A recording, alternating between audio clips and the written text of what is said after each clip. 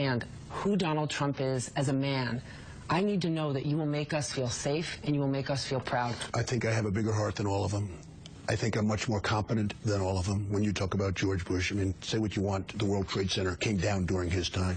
If you look Hold at on, Sandy Hook, you can't blame George Bush for that. He was president, okay? Don't blame him or don't blame him, but he was president. The World Trade Center came down during his reign. This is a great honor for me. I am going right now to invite onto the stage the man behind Brexit and a man who led brilliantly the United Kingdom Independence Party in this fight and won despite all odds, despite horrible name-calling, despite so many obstacles. Ladies and gentlemen, Mr. Nigel Farage.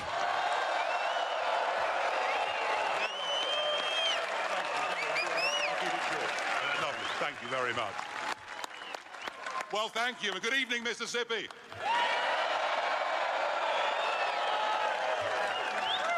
I come to you from the United Kingdom with a message of hope and a message of optimism.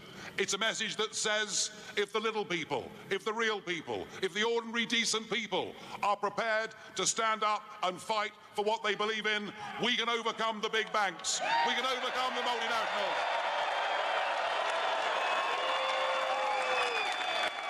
And we did it. We made June the 23rd our Independence Day when we smashed the establishment. And we did it. Everybody said we'd lose. And what did we see? We saw experts from all over the world. We saw the International Monetary Fund. We saw Moody's. We saw Standard & Poor's. We saw global leaders giving us Project Fear, telling us that if we voted not to be run by a bunch of unelected old men in Brussels,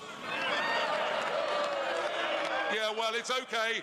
They don't like me either, so it doesn't really matter, does it?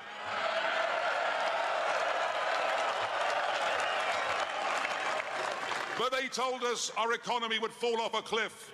They told us there'd be mass unemployment. They told us investment would leave our country. And David Cameron, then our Prime Minister, but no longer, told us we might even get World War III.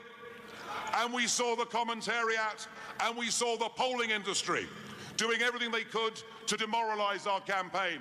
On the day of the vote itself, that morning, they put us 10 points behind.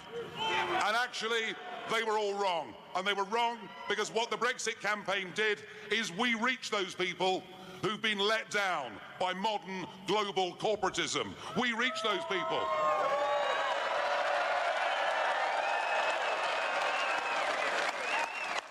We reach those people who have never voted in their lives, but believe by going out and voting for Brexit, they could take back control of their country, take back control of their borders, and get back their pride and self-respect.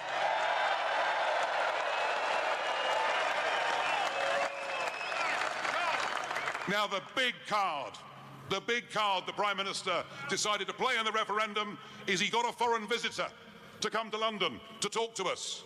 Yes, we were visited by one Barack Obama.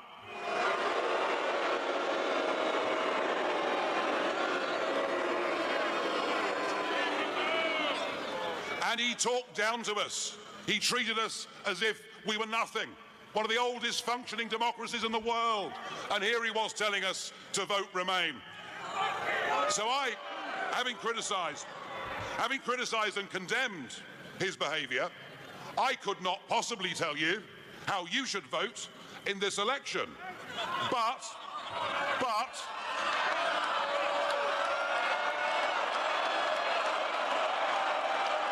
you know, I get it, I'm hearing you. But I will say this, if I was an American citizen, I wouldn't vote for Hillary Clinton if you paid me.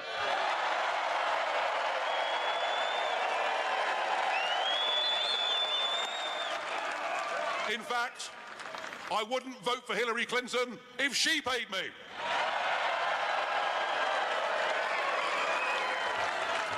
Folks, the message is clear. The parallels are there. There are millions of ordinary Americans who've been let down, who've had a bad time, who feel the political class in Washington are detached from them, who feel so many of their representatives are politically correct parts of that liberal media elite. They feel people aren't standing up for them, and they've actually, in many cases, given up on the whole electoral process. And I think that you have a fantastic opportunity here with this campaign. You can go out.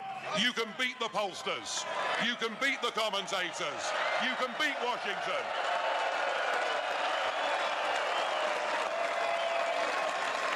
And you'll do it by doing what we did for Brexit in Britain. We had our own people's army of ordinary citizens who went out and delivered leaflets, who went to meet people where they worked and where they socialised, who convinced and inspired people to go out, if this was the one and only time in their life, and to vote for change. So my advice to you, if you want change in this country, you better get your walking boots on, you better get out there campaigning, and remember, anything is possible if enough decent people are prepared to stand up against the establishment. Thank you very much indeed.